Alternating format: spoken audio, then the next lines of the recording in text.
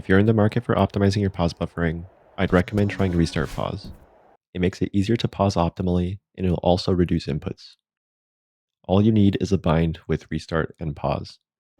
If you press it in isolation, you'll pause and immediately unpause.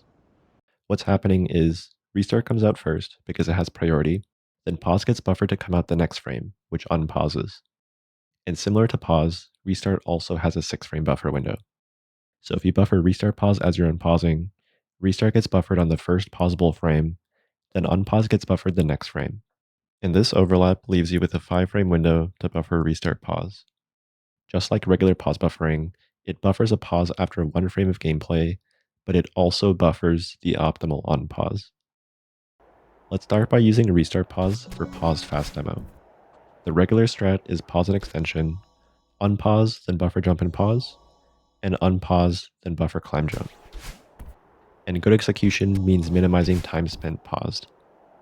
With restart pause, unpausing as soon as possible is just baked into the inputs.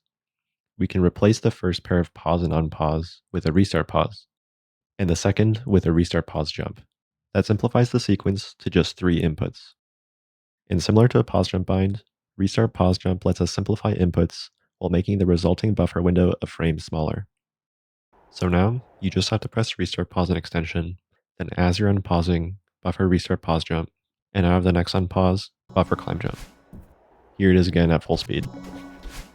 And once you're comfortable with that muscle memory, reprieve multi-boost is basically the same thing, so you can try it here as well.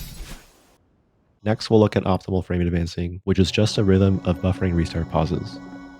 The spacing between restart pauses will be 12 frames, the time it takes to unpause and repause. But the first unpause you do won't be buffered, so the first spacing is 9 frames, which is similar to regular pause buffer timing. One way you might use frame advancing is pause first to react to how many frames to advance, then restart pause until you can buffer the input. Or if you think you can react fast enough, just go straight into restart pausing.